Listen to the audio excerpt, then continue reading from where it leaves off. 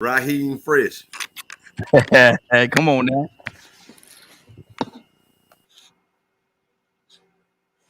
Go with this one.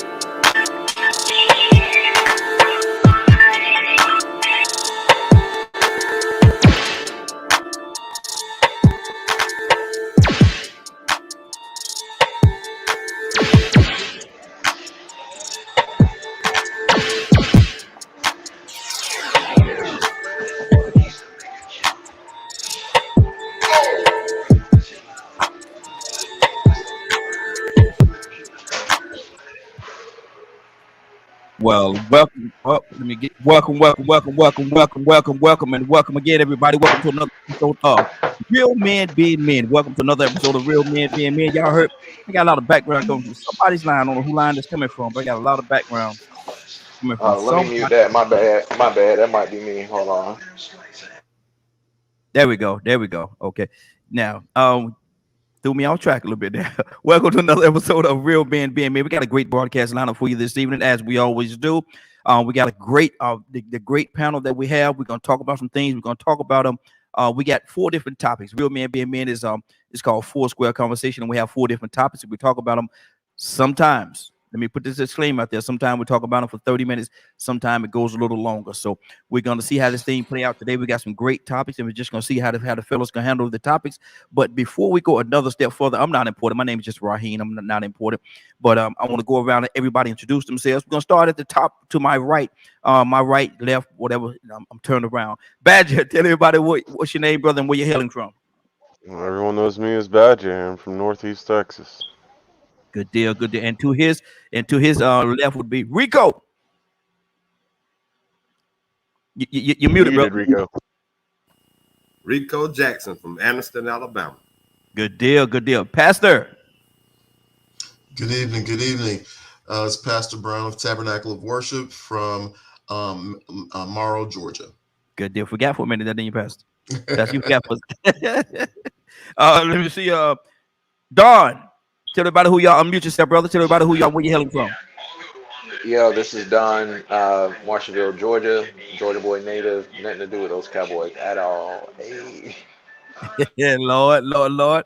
And Leonard, Cap Leonard. This is Leonard Jones. I'm calling you from Covington, Georgia. Good deal, good deal. We're gonna jump into this thing. We're gonna jump into this conversation, man. We're gonna kick this thing off the right way. And I'm gonna start with you, Rico. Rico, what is the difference? And a lot of people don't know or really don't pay attention to it. But Rico, what is the difference between confidence and arrogance? Oh, that's a huge difference, man. Confidence, you really won't rub it in anybody's face when you accomplish a goal or when you succeed at something. But arrogance, you can actually rub it in somebody's face that you accomplished something and that they didn't or that they can't. Or that maybe you have something or experience something that they didn't. You might diminish theirs, or ignore theirs. It's or not recognize people when they do the same thing that you did. You can be like, say for instance, when it comes to sports or whatever, you might have certain athletes that might not respect another athlete on the same level as them. But then you have others that will, because they know what it takes to get there. But some of them's ego won't allow them to praise or acknowledge or recognize the next individual. So that when they speak on behalf of themselves as being great or being good, they will take the time to make sure that they are better than the next person. So that sort of goes beyond confidence. That goes to arrogance. Look how great I am. It can almost go to a narcissistic type of mindset. Wow. When you get overconfident. Now, could that also be and I'm just asking for the sake of the conversation, but could that also be a situation where as a person just want to make themselves better in the line of competition? Or can that and it could very well be arrogance, but what do you say about that? Can that be that they just want to be better? They just want to be the head of the table, if you will. Yeah, but see, there's still a respect factor in that. There's the honor and integrity thing that comes with that. And see, when it comes to a point where you want to make yourself better at the expense of somebody else's emotions or what they accomplished, then you know that like I said, that becomes an arrogance. You know, Okay. it's one thing to want to achieve and accomplish and be great, but then there's another thing to want to do it just to outdo the next person. Mm-hmm. Wow, Because that's then good. you trying to do it to prove a point to somebody. You're not actually being genuine when you Mm-hmm. get to when there's some arrogance involved. Mm-hmm. That's good. That's good. Pastor, what do you say to that? Pastor, what is the difference between confidence and arrogance?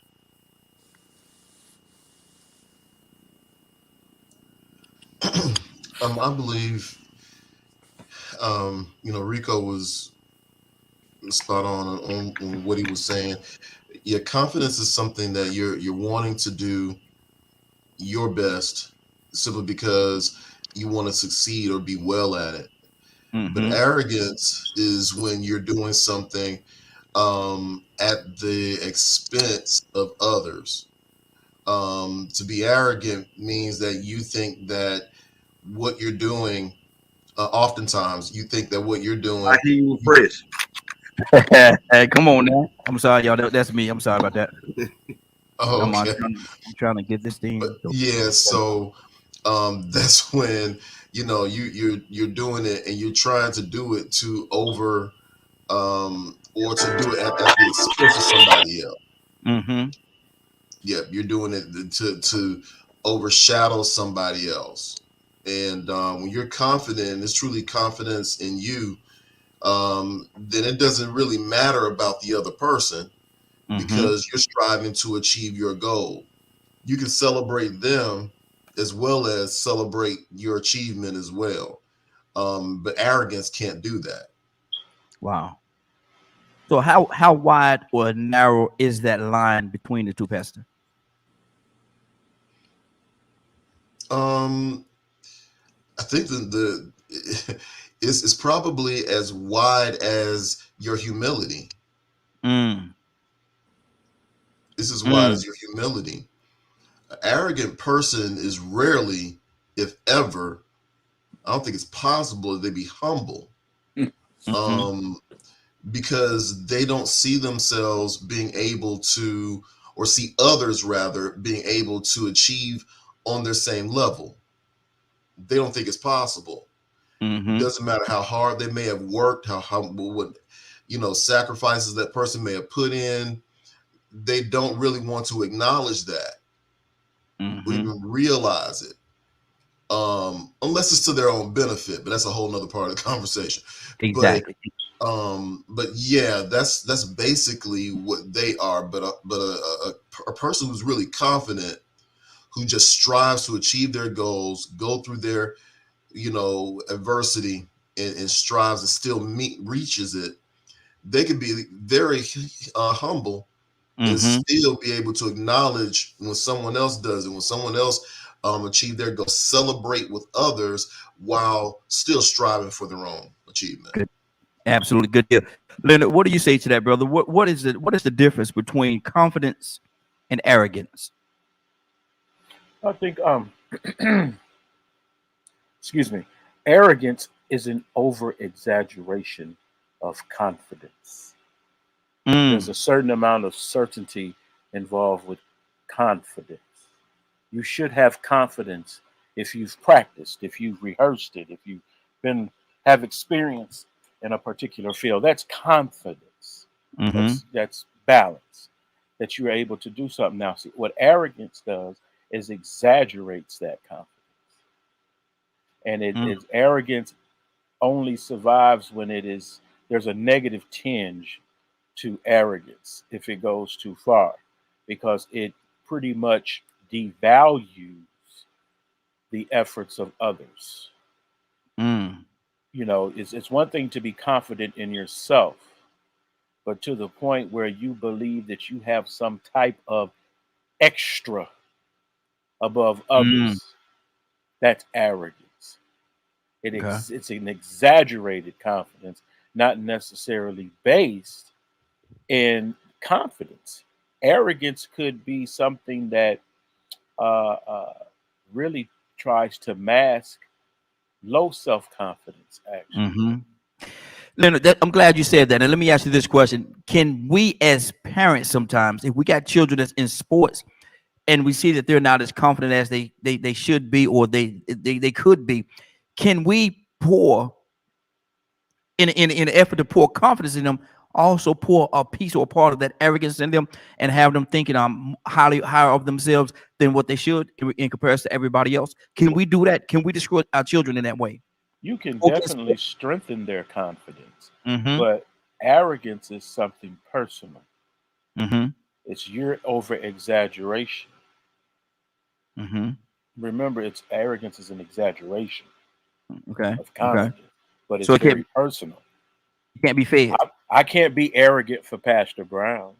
Mm-hmm. He True. has to be arrogant Mm-hmm. of himself. You see how that works? Yeah, absolutely, He absolutely. can't be arrogant for me. Newton County VOC meeting. He may be able to pump me up and I become arrogant, Mm-hmm. but it's something that you do personally. You behave arrogantly. Yeah, and I think that was a part of my point, because we could pump a person up to a point where they go past they go a little past that confidence. Exactly, Rico. And they start getting that big head. You know, you're the best one out there on that basketball court, man. You the best one, man. They can't play like you. They can't keep up with you. You the best one out there. Blah blah blah. And if we keep feeding them that, and they keep digesting that, they can get to the point where they're arrogant, where they start saying, "Man, you can't touch me. You can't blah blah blah me, because I'm the best thing out here." But remember, the behavior is the test. Mm-hmm. What's going to happen? That's where arrogance breaks down. Mm-hmm. It's because after the fact, there's the evidence to show that whomever is doing that to you is missing something and probably shouldn't be on your team. Mm-hmm. Mm-hmm. But arrogance is a very personal behavior. People can say you great, you just may be great, you just may be the best. Mm-hmm. Wow. That may be true. That could be true. But what do you Mm-hmm. think about it? Exactly. That's good. That's good. Don and when I say Don, talk Don W. Carlos, Don Carlos, I'm gonna call you Carlos. I'm gonna refer to you as Carlos, so we don't have the confusion. So Don, what do you say about that, man? What is the difference between confidence and arrogance? Unmute yourself, brother. Can you hear me? Yes, sir. We hear you. Mm-hmm. You can hear me? All right, good, Yes. good. I was having some technical difficulties. Mm-hmm. Oh man, that's such a powerful topic, and it kind of goes through the vein of a lot of other subcategories in our country, in our religion, in our race, and all this other stuff. But simply put, man, like I can give a reference. The Venus and Serena sisters, like they're growing up. That movie, if you haven't seen it, go watch it. There's a part up there where they address the interviewer for addressing the Venus about her confidence in winning the tournament. She was very Mm-hmm. confident, and then they question it where to the point where it made her seem overly confident or cocky or arrogant that she would Mm-hmm. win. So Mm-hmm. it's perception of the exterior versus what your internal humility is. She conditioned herself, she put in the work, she has confidence in her skill and her ability to win. She's measured the game, she knows how many moves she can make on the court, and she knows her opponent. And at Mm-hmm. that point, it's pure skill, not just talent, you know. So Mm-hmm. you have to merge that and have a good balance. And I think, the dad stepping up and saying, hey, you're my daughter. Don't address her like that. Don't question her confidence. That's a very fragile thing, especially in the youth. When she give you your answer, that's it. So, Mm-hmm. you know, it's a powerful moment in that history on that particular moment. Just to say, confidence is one of those things that definitely works goes into your experience goes into, but the arrogance is to me a real life representation of it is your workplace. You have your leaders, you have your supervisors, you have your directors, you have the CEOs and all that other stuff. You come in contact with many people that are leading these entities and organizations that are you know that can be perceived as um, confident, but to others they're perceived as arrogant. Mm-hmm. Um, the thing that shows me arrogance is when they are foolish enough to believe that they're untouchable, when they start belittling others around them, when they think they know better. Like I've went on several interviews where the guy was interviewing himself, and I'm like, Wow. hold up, wait, you you called me in for the interview, you like my resume, but you're going on and on about yourself, like, oh yeah, I did this, and oh yeah, Mm-hmm. I Mm-hmm. built this website for this multi-million-dollar company, and da da da. Yeah. I was just like this. Yeah. So, and You're he's like, hired. so how do you feel about the role? I mean, like, well, I mean, well, so what do you think about my experience? I was like, I mean, well, I would Mm-hmm. hire you, I guess, but Yeah. I'm You're looking for a hired, brother. job. So, You're you hired, know, but can I have the job too? He's trying to see how good of a I listener. mean, He's trying hey, to see how good of a listener you were. Yeah. nah, brother. So the plot thickens on the arrogance because Yeah. they can play the chess move, the power move with their arrogance. Usually, Mm-hmm. people in great influence have a way of wielding that arrogance in a negative manner. And at that point, it's toxic. It's very Mm-hmm. dangerous because at that Mm-hmm. point, you are dealing with somebody's livelihood. You are Yeah. dealing with somebody's earnings and growth potential. You're saying that this person is not good enough, not because Mm-hmm. they're not performing or doing their work, it's because they are competing against you, and your arrogance will not see that as healthy competition. Mm-hmm. That's good. That's good. Badger, what do you say to that, man? And that's good. I love where we're going with this conversation right here. What is the difference, Badger, between confidence and arrogance? Sounds like a whole bunch of Shaq, Michael Jordan, Kobe Bryant, all that kind of stuff. You know, one of the things I viewed, like growing up is, confidence because you worked hard for it versus confidence of natural talent. I know quite a few people that have this natural talent and they still can get beat by the person that works harder. Mm-hmm. Um, so sometimes I feel like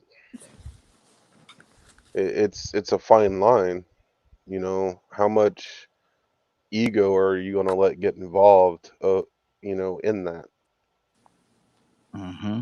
Mm-hmm. are you going to have the self-confidence with or without ego, you know, um, because I think that plays a huge factor if it becomes arrogance or not. Mm-hmm. What and that's another element of what we're talking about, the ego, because I think a lot of the arrogance it boils and it trickles down to that ego, to a person's ego. I think that those two play hand in hand. But go ahead, brother. Finish your thought. You know, um, like there's some people that's just naturally gifted at certain things, Mm-hmm. and I've seen the ones that are very ego driven, you know, I'm this, I'm that, it's I. And then there's others that, they practice, they work on it, they work to improve what they were already gifted, and they're grateful for things. I have Mm-hmm. more respect for the one that's grateful than I do the ones that aren't. Mm-hmm. Mm-hmm. Yeah. Because being grateful shows a kind of humility and acknowledgement that it wasn't just them that helped them get there. It was their Mm-hmm. parents, it was creation, it was their environment, it was a whole bunch of things that played a factor. Mm-hmm. That's good. Even those that struggled to, become sports stars and stuff that, came from abusive homes and things. I think even they should be grateful for that because it was something about not wanting to be in that situation that drove them to become who they are today. Mm-hmm. That's good. That's good. Carlos, what do you say to that, man? The difference between arrogance and confidence. What do you say to that? What do you say to that? I heard what Leonard was saying a few minutes ago about how arrogance is intimidated. That's what I was hearing. Arrogance can be intimidated by confidence, And somebody just said a minute ago, which to bring another element in, somebody said something about self-confidence. And I don't think self-confidence and confidence are necessarily the same thing.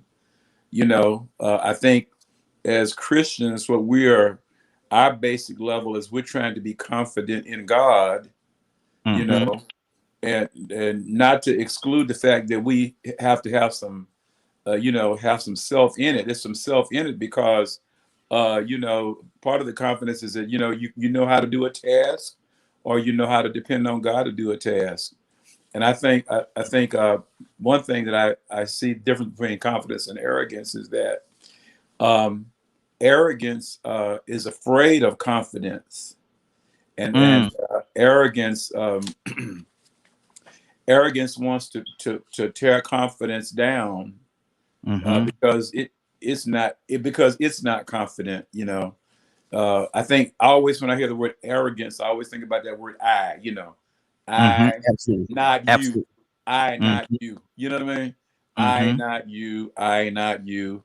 And let's face it. I mean, here's the place where we all dilly dally and have levels of all of that. We're not talking about somebody else. All of that. We talk about ourselves. Exactly. Come on. Because sometimes there are things for which we feel really good about. We know how to do this, that, and the other, and we are confident. And that you take that too far, and it becomes, arrogance when it's like a put down at somebody else, And we teeter-totter, I think. But there's some people who live there. Some people live in arrogance because there is no confidence. They don't feel good about themselves, That's good. And as somebody said a few minutes ago, I don't see how you can be arrogant at the same time trust God or something like that. And I think there's some truth in that, because when we get into arrogance, God is totally out of the picture in that situation. And so I think there is confidence, confidence, there's self-confidence, and there's arrogance. They may not be listed like that as when you go to the dictionary or whatever, but those are the kind of things that I see as possibilities, and they are not the same. Well, that's good. The phone lines are open 508-923. I'm sorry, 508-924-3521. 508-924-3521. Give us a call. The phone lines are open. Want to know what you think about this? We are actually going to go into our second square. We got what we call four square conversation. We've done this first square. I think we've done it justice. But I want to go to the phone line. VP, good evening, sir. Hello, Raheem. How are you, good sir? I am doing well. And yourself? Better. Good deal. Good deal. I need to ask you this question, brother. What's the difference between confidence and arrogance?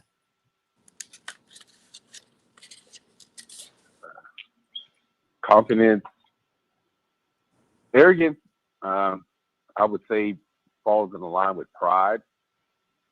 Can't nobody tell you nothing. Put yourself above everything else. You can't do wrong in the sight of yourself. Where confidence is something you build into something that you learn to adapt to. Where confidence or arrogance to be like something somebody pushes on you. So instead, say you were a playboy in high school, right? And how you know? Nobody ever really told you no. Go ahead, man. That's arrogance about you, where you carry it and feel like everybody should treat you that way, no matter, even though you're 35 now and got a humpback, you still so arrogant from carrying on and not being humble or having humility to see that your situation has changed. Whereas confidence comes from somebody who put in the work and has the understanding that they now have the skill set to do first a job or pursue a particular goal, or people who are confident in the word usually stand stronger than those who are just learning it or trying to just fickly put it out there, because they have an understanding that there's something deeper rooted in your confidence than it is in your arrogance. Okay, that's good. That's good. We got 4 more minutes before we go to our next square. Anybody have anything they want to add or input before we move to Yeah, the I next? got a little bit I could put on to that, man. Because I realized with arrogance, there's a trait called being stubborn that comes with it. Most arrogant people are very stubborn. They ain't gonna listen to nobody because they believe in themselves to a certain extent, but it's an overconfidence. So I equate confidence as Michael Jordan and arrogance as Mike Tyson. Mike Tyson Wow. in Japan. Mike Tyson in Japan felt like he didn't need to train. He didn't need what got him to where he was. He didn't need to keep going through that process. And so with arrogant people, when they fail, it hurts them a lot more because they had too much confidence. They had too much belief in themselves to the point where they felt like they didn't have to try or work as hard. Now you look at Michael Jordan. I looked at a clip right before we came on here where he was, I guess it was maybe at the All-Star weekend or something, and Ahmad Rashad asked Michael Jordan, 2 seconds left on the clock, who take the last shot? Michael Jordan said, me. That's a stupid question. Wow.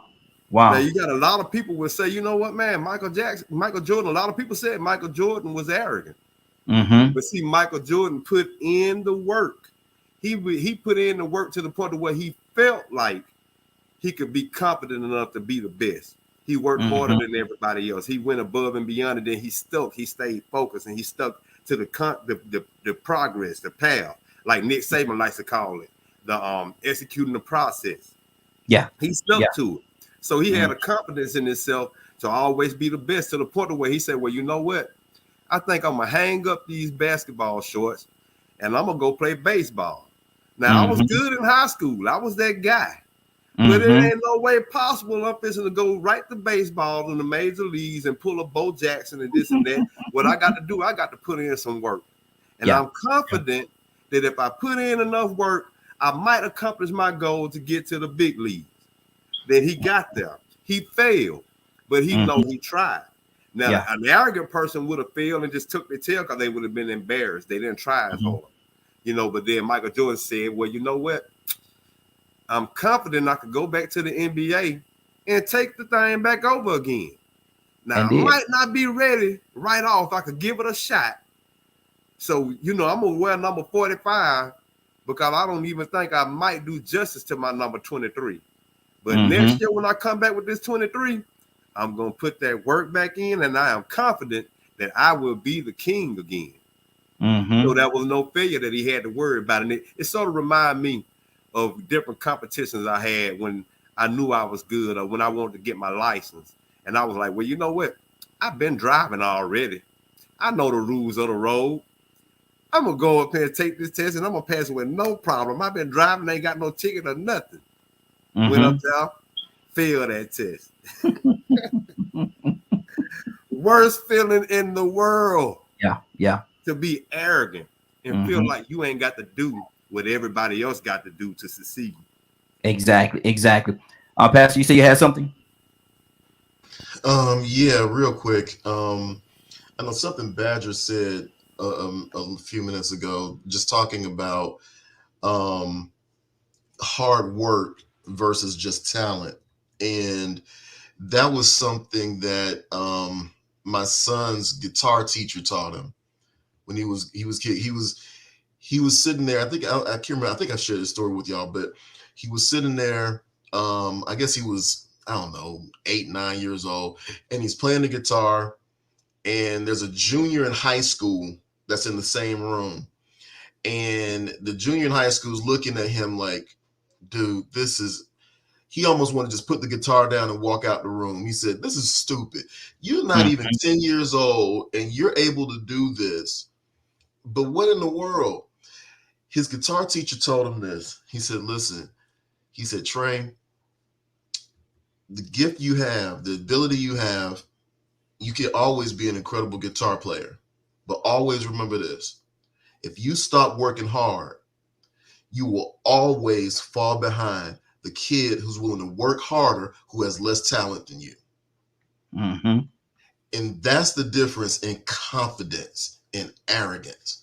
The confident person, they know they're talented, but they realize that they got to work hard and give themselves to that talent, to that trade, to that gift, so that it becomes more, and not think they are the gift. Yeah.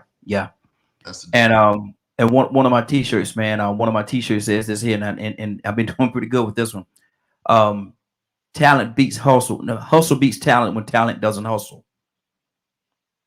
And that's just the truth. You can have all the talent in the world, but if you ain't got no hustle, your talent gonna sit right over there and die. But that person that's doing that hustle, that's out there doing it and making it happen, you're gonna wonder how they pass me by. They're not as good as me.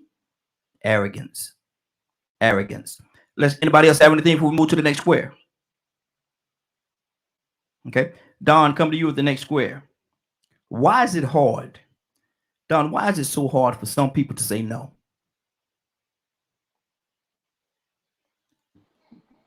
Don W. Yes. Oh, okay. Why is it hard for people to say no? I think it has a lot to do with, how they were brought up. If they were in a type B kind of family situation, which, people pleasing, broken home situation, you really don't have that many opportunities to turn down really turn down anything. So people kind of develop that habit, and it becomes one that's really hard to break. And at that point, it could be something that can build your identity. But then once you have that identity, you can drive it to help you, but eventually it will cripple you. Um, I believe that's why I feel like that's why people say no. I myself have been that person that's been the yes guy, and that is something that I struggle with. I'm a man of many talents, jack of all trades, so there are a lot of people pulling me at multiple directions.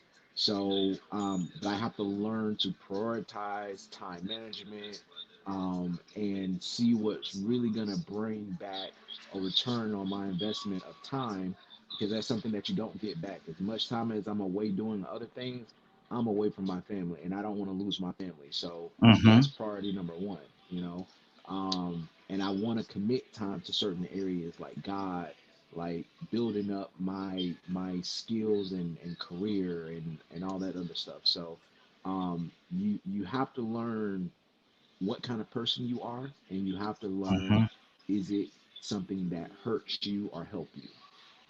That's good. That's good. Carlos, why do you think it's so hard for some people to say no?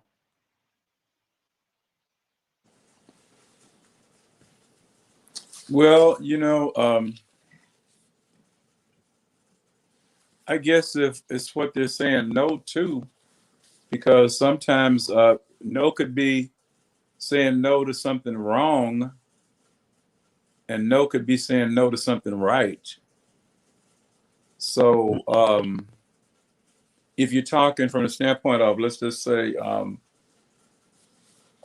no to right, in other words, I should do this, or I need you to do this. No, that's no to right. Let's just say, when there's things. So I think that has to do with, person's conditioning, their experiences, how they're responding to that particular person. And some people just will say no all the time to right. In other words, they're not, they're supposed to go left. They supposed to go left. We're supposed to go left. And they say no, and they're going to go right. All right. So I have to say that some of that is part of our sin nature. Yeah. Part of that is we can't discount that. Like the line in the script in the song, prone to wander. Lord, I feel it. Prone to leave, the God I love. Prone, that's the way I am. I'm that way because I was created that way. Now some people will say, they will say yes, but they'll do no. That's Wow. the other side of it. For some people, oh Mhm. yeah, sure, yeah. Biggest lie ever told. Okay, so gotta watch it. If they say yes too quick now, you gotta watch it. If they say yes too quick, So That antenna anyway, better go up. what you say? I say that antenna has to go up if they say no too quick. Yeah, that's true. So I like I said, I think it has to do with what they're saying no to. hmm That's good. That's good. Badger, why do you think some people it's so hard for some people, Badger, to say no? Hmm.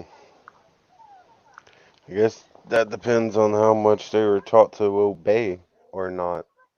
Mm-hmm. Mm-hmm. Some people I think are taught to do it, taught to do as they're told no matter what. And Mm. then there are other people that are taught to speak for themselves, or they figure out that, hey, I have a voice, I can speak. I don't need to be afraid to speak up. Mm-hmm. Um, which I also think is something that some people haven't experienced or don't. I don't know if anyone ever thinks about it. I've seen a lot of people growing up that, because of their environment, they're stuck in these mentalities of, I'll throw one example out there. This woman that we know has an abusive husband, and due to how she interprets what has been written, she won't leave him, Mm-hmm. or, in the case of me growing up, you know, I was taught that if you disobeyed a woman, they'd hurt themselves or hurt the children. So, Mm. it was inadvertently, kind of brought up to do what women say no matter what at all costs, or da da da da da, this would happen. Mm. Or in my wife's case, Hey, hey, hey, hey, Badger, let me ask you this question, brother. You can answer if you don't, and if you don't want to, you don't have hmm to. But how damaging could that be? Being taught to say yes to a woman regardless of the situation. How damaging could that be? mine was so bad that if a woman asked me to do certain things, Mm-hmm. kids can hear me, so I don't want to use Yeah, I understand what you're that saying. three-letter word. I understand what you're saying. Yeah. I couldn't tell them no. So if Mm. I physically reacted to them, they could do whatever they wanted, and in my head, I couldn't say no. It Wow. wasn't until someone pointed out that that's a type of in an involuntary, Involuntary. Mm-hmm. yeah, um, Mm-hmm. four-letter word. Yeah. My son Mm. would ask me what that would mean, so I can't say that word. If you're more than welcome to, I don't want him Yeah, I to. know what you mean. You're talking Well, about I'm involuntary Jewish. rape. Mm-hmm. Yeah. Yeah. Um, but it also gave me a different perspective because some people were like, "Well, your body reacted to it," and I'm like, Um, that doesn't mean that my brain and my spirit wanted it to happen. That's a Mm-hmm. physical reaction that even, women deal with, and that they've tried to use that, saying that, the woman blah de blah because they reacted. Mm-hmm. It's a Mm-hmm. physical response. It's a primal response. Bodies are going to react to things. So Mm-hmm. like so to me what you're asking has a lot of different layers to it because coming from a traumatic home, and I'm married to someone that also came from a traumatic home and hers was worse than mine in my own opinion because of things I've had to watch her work on and work through. Mm-hmm. I was lucky where mine only lasted for 11 years. Hers lasted until she was 18 years old. Wow. So she never got away from it until she could actually leave home. Mm-hmm. Um, So I think environment plays a huge role in being able to say no. I mean, I Mm-hmm. can now, but it took, counseling and someone to go, has this ever happened? Yeah, well, Mm-hmm. we need to talk about this and so on and so on. So, there's and that happens in churches, that happens in gangs, that happens in medical, that it's all over. So it's not like just one area. This happens all the time, and I always feel like nobody touches on it, or Mm-hmm. they think, Well, if I can say no, anyone else can. Exactly. Wow. And see, and that there's so many different layers, and that's one of the reasons why I think that we're talking about this tonight, man, because there's so many different layers involved in this no thing. There's so many different layers involved on it. VP, what's on your heart, brother? Why do you think it's so hard for some people to actually say no? I think Badger and I believe Pastor both were in the same ballpark where I was thinking, where when Pastor started bringing up the sin nature, the first thing that popped in my head was when Paul was crying out to God, saying, "Take this thorn out of my side," and God was like, "Nah, I can't do that, player. It's attached to you."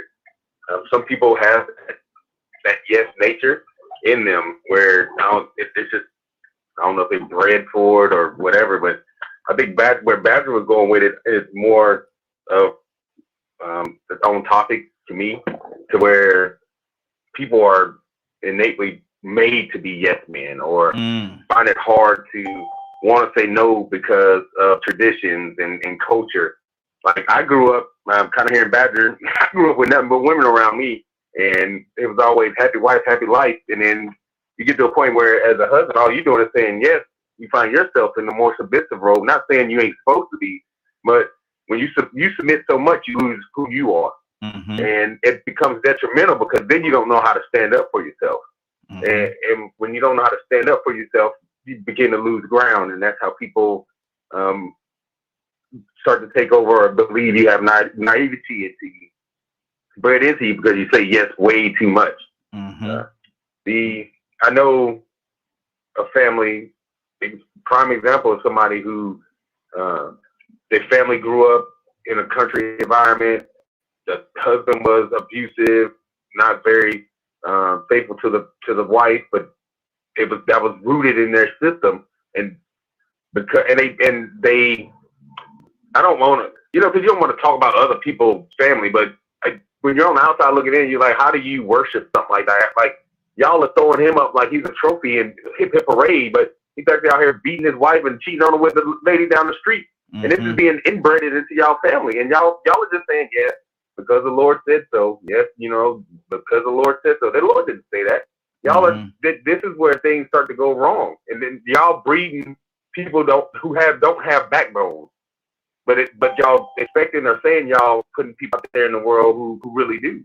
Wow. Because y'all created an image that's only favorable in your 15 to 20 mile radius, but think it's the whole world. Wow, that's good. And I can tell you already, man, we're gonna stay with this right here. We're gonna stay with this right here probably on for 2 squares, because there's a lot going on with this thing, man. And I don't want to have it where, somebody has something on their heart, they want to say something, and we're not able to do it. So I want to make sure that we're gonna stay with this one for a whole hour, this particular square. Pastor, what's on your heart?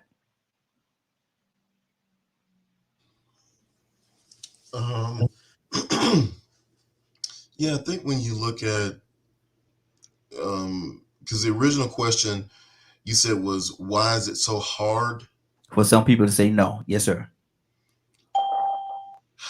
A lot of times I think it's a matter of understanding the purpose of a thing. A lot of times the reason why it's hard to say no is because we don't really understand what the purpose or even the value of a thing. Because if you don't understand the value of something, you're going to abuse it. You're going to abuse it. If a husband, if a wife, if they don't understand the value of their spouse, they're going to abuse them. Doesn't mean necessarily physically, but they can abuse them emotionally. They can abuse them mentally. And that's sort of what even Badger was talking about. When you think the person exists simply to tell you yes, and not to actually walk with you and to help fulfill a purpose or a destiny that they're supposed to be subservient to you, then that relationship is abusive already. it's abusive. And especially when you think this person will say yes to you. And if the other person doesn't realize that and they think they're supposed to say yes, and then they're not supposed to say no. Like, no, we're not going there. Yeah. No, I'm Yeah. not doing that. You know, when you don't get to that point, then you're subservient to this person and you're not walking with that person. And that's important for every person to know, even on a job, you know. And I understand there's a boss and you've got to surrender and you got to be obedient because you got to keep your job. But a good boss, they want you to think. Yeah. They don't want you to come in and just tell me what I already hear. Just like the cat that Don was talking about. You know, it's like, oh, I just want you to come in and tell me how much of a legend I am in my own mind. Then, you know, it's like, look, you know, that's one I feel comfortable walking out of that interview and saying, phew, I'm so glad I didn't get that job. Because that's what you're going to be expected to do each and every day. And you're going to be expected to not say no, but to say yes. And a good leader, they want someone to be able to say no to keep you from running the ship into the iceberg. They don't want you to create the next Titanic. They want you to help them see. They want you to help them. But if you're supposed to, if you're creating an environment, which is, I think Don used this word, toxic, now people are in there and they're like, okay, yes, I'll be here on Saturday. What time? Oh, 3 PM. No problem. We're working till what time? Oh, 10 o'clock at night. No problem. And you go back and your wife, she'll take the kids and they all gone. You're trying to figure out what house empty. So, you know, there are things that you got to be able to understand. Yeah, you need to say no. Yeah, exactly. Rico, what's on your heart, brother? Sometimes it's just so difficult, man, for a person to actually just say no. Well, to me, it comes down to priority. You know, one thing with that word yes, when you hear the word yes, you automatically get the sense of an agreement, a compliance. I'll comply, I'll cooperate, I'll submit. And see, that's a very peaceful existence when people agree with you. That's why so many people like to agree, even when they're supposed to say no. So now it comes back to priorities, because sometimes it's not good to say no. I like what Don W said earlier. Many people don't have access or opportunity to get to go through certain things, and they hear no so much to the point to where they are willing to say yes because they're tired of hearing no. And that can be a point in time where they deserve to hear yes sometimes, but they get so tired of hearing no, they give up. So they'll just comply and say yes to anything. Come on over here and sell this dope. You get some money this way. You get what I'm saying? So, I mean, that can build a negative route. So it's not always good to say no. So now you go back to priority, right and wrong and good and bad. Sometimes you have to say no when things are bad. Sometimes you have to tell a person, look, man, you've been drinking too much. I ain't fixing to agree with you drinking. Yeah. Cheating with your wife or whatever it is that you're doing, beating on your children. I ain't fixing to agree with that. But the thing is human beings like to have compliance. We like peace. So when you say no to somebody, you are disagreeing with what they're trying to do, and you might have some conflict. People don't like conflict. So it's so easy for people to just comply, you know, not just in relationships with men and women, but just throughout history. You go back to slavery, where people were oppressed and denied certain opportunities to do certain things. Even when they asked, they something happened to them in the process. So sooner or later, they would go ahead and comply to whatever it was they had to conform to. If they rebelled, then the consequences were going to be severe. Yes, sir. So what they had to do, they had to submit.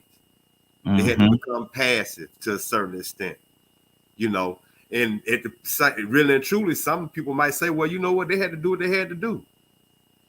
They had to submit. They couldn't say no at that point in time. But then some people stood up and said, "No, you ain't taking my child."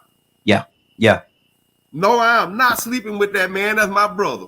Mm-hmm. Mm-hmm. So that's the thing about it, that right and wrong. Sometimes it's not good to say no, but the question is why is it so hard for people to say no when they are supposed to? Mm-hmm. Wow, that's good. That's good. Let me go to the phone line. We got quite a few people on the phone line. Toussaint, good evening, sir. How you doing this evening? Doing pretty good. How about you all? Hey, doing good, man. You came in like you kicked the door down, boy. I figured, oh Lord. But Toussaint, why is it so hard? Why is it so hard for some people, Toussaint, to say no? I was thinking about that, how to answer that. But sometimes our yes is in preparation for a response. We want a response, Mm-hmm. and we hate rejection. Mm-hmm. We want to be accepted. So it's easier to say yes, Mm-hmm. even if it gets you into a situation that you wind up finding out you're lying. How wise is Does that? that make you sense? Well, I'm asking you, how wise is that to say to just say yes when obviously the obvious answer is no? Man, I'm not doing that, man. Hold on, not me. No, I'm not doing it. So we live in a society that likes to. I think we talked about that before. Go along, get along, go along to get along. Mm-hmm. So whatever the case is, see, if I say no, then what is your response? See, I'm looking for even if you asking the question, Mm-hmm. or if you looking for the favor, or whatever the situation is. Even in my yes, I'm looking for a response. Mm-hmm. And I don't want that response to push me aside. We live in a society that everybody want to be accepted at all costs. Mm. We almost like a bunch of movie stars. Or we want to be anyway. I Exactly. don't know, man. And even when it says, let your yea be yea and your nay be nay. Mm-hmm. It's Mm-hmm. easier. I mean, Mm-hmm. no, I ain't going with you. No, don't knock on my door. No, you cannot borrow any money. No, Mm-hmm. sir. Mm-hmm. No. Well, But we'll say, let me ask first before you say no, man. Let me ask the question first. Good God. Go ahead. I'm just being silly, man. no. I know, but just like that. I mean, we'll say, well, we know we don't want you to ask the question, Mm-hmm. but then we'll be better friends Mm-hmm. if I just give you the opportunity to open the door. Now, I know I don't want you to come in. Yeah. Yeah. Really. Mm-hmm. But since for the sake of being accepted myself, then I'll compromise. Mm-hmm. Because Wow. that's what we're growing into. The Mm-hmm. society that compromise at all costs. That's just Wow. me. I believe that. Mm-hmm. Mm-hmm. Could very well be. I mean, yeah. I mean, even I heard you say on our jobs, it would be easier to say, I can't, I don't know how to do that. Mm-hmm. Or do you know how to do it? Yeah, I think I can handle it. No, you can't. Mm-hmm. So then there is no resolve. Yeah. Yeah. We'll wind up having it upside down trying to fix it. Mm-hmm. And end up costing Rather more. than just saying, exactly. End up costing more. It end up costing more to go and undo what you done messed up. And all you have to do is just say, nah, man, look here. If you show me how to do it, I'll work from that point. But I can't do that. Let me go to Monique. Monique, But even go ahead, brother. no, even the ones that's in charge, they don't know. Mm-hmm. But bunch of boo-boo fools, they act like they don't know. They know to be impressive to who their superiors are. Mm-hmm. They don't have a clue. Don't have a clue. Exactly. Exactly. Monique, good evening, young lady. How you doing this evening? Doing just fine. Hope everybody else is doing Hey, well. doing well, doing well. Thanks, Um, thanks for asking. Give me your input on why is it so hard for some people to say no? well, I guess I'm one of those people that, have a hard time saying no. Loan me a million. And, huh? Loan me a million. What you, And I think I look at it and I'm thinking it could be a little bit how I was raised, mm-hmm. because I was raised in a situation where, children to be seen and not heard. So Mm-hmm. you wasn't really able to, give a lot of opinion. You couldn't voice your opinion. And, whatever, was said, that's how it goes. Mm-hmm. And then, when you transition into an adult, you don't want to be, confrontational. And Mm-hmm. I realized that, that's in every area of my life, I have a hard time saying no, even from, I heard someone say, work, even with dealing with, men, you know, um, a lot of my no's, a lot of my yeses were actually no's, but because I said yes, I had to, follow through, Mm-hmm. Mm-hmm. and and and and what I've done, and not to say that is a good way to handle it, but yeah, I think somebody mentioned that be careful when somebody quick to say yes, because I will do that. I would say yes and don't make do on it because I couldn't tell you no. Mm-hmm. So, my yeses are actually my no's and now it's become, oh, okay, she ain't gonna follow through. You can't trust what she say. But, in all actuality, even though I might have said yes, but it was really a no. And, there've been times where I might have said no, and then somehow my no turned into a yes. Mm-hmm. Mm-hmm. Wow. So and that's something that I'm working on. Even at my job, I had to, and I think when people see that you are a yes person, they will try to take Mm-hmm. advantage Absolutely. of Absolutely. that. So Mm-hmm. but some have taken advantage of that, and Mm-hmm. now they mad because you know now the light is on me. Mm-hmm. And Mm-hmm. where they was, I was yesing to everything, but and I would get it done, whatever it is I need to do. But now, some of those people are upset, Mm-hmm. because they like, oh, you do everything right, and they Mm-hmm. don't know it's a struggle. I wish Exactly. I would have said no, Absolutely. and somebody said that it's not good to be nice. Mm-hmm. They say that it's better to be, the way they put it is, even though you want to be nice, you can be, you can still say no and still and not be rude. Be Exactly. firm. Exactly. Be And that's firm. something Yeah. that Yeah. I work with. Okay. Good deal. Good deal. Let me move on. I'm gonna go. As a matter of fact, let me touch Badger real quick. I know he got a prior engagement he got to go to. Badger, what's on your heart before you get out of here, sir? Oh, I was trying to just stay focused and things like that. Talking about what we were talking about, it kind of hit some stuff. Did anything change or the question change or anything like that? No, same thing. We still the same place. So, it's kind of like just starting back from where I was speaking on earlier. It's just I've watched so much happen in communities and people and things like that of just even when you suggest a new concept or a new way to do something, even if you have all this effort, all this evidence, all this knowledge, all this proof that it could better that it could better them, Mm-hmm. and all Oh, they need to do is make a choice. Yeah. You hello. know, they don't. It's almost like they're not able to say yes, I'll do it.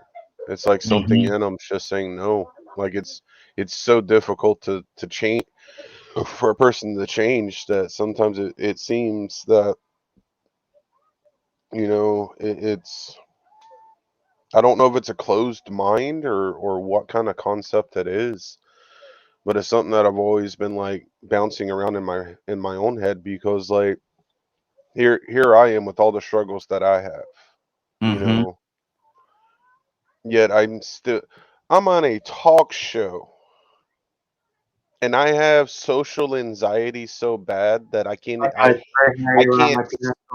having my camera on. Mm-hmm. Um because it puts me in a very anxious. Hold on, caller. Hold on 1 second, caller. Okay, there's somebody, you got all kind of people in the world, brother. Some people ain't got nothing better to do. Go ahead, Badger. Oh, I'm so confused.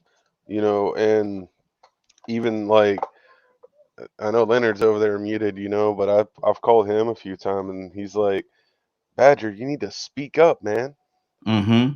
You know, there was an incident that happened on the show one time where I said something and it was taken very much out of context, and I had to fight within myself to go, no, you ain't twisting my words.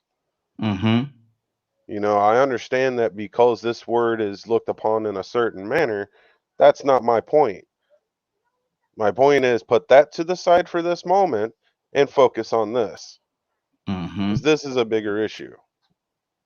you know, and it matter of fact, if you don't, I don't, I'll just say what it was. I made a comment about, I forgot what all the actual topic was, but I ended up saying something along the lines of, let's put slavery to the side and focus on this illusion and misdirection that are in our communities. Mm-hmm. Instead of like where my visual brain was at about talking about these illusions and misdirections that are in our communities, the fact I said the word slavery is what people focused on. Mm-hmm. And I'm like, no, that is totally opposite of what I was getting at.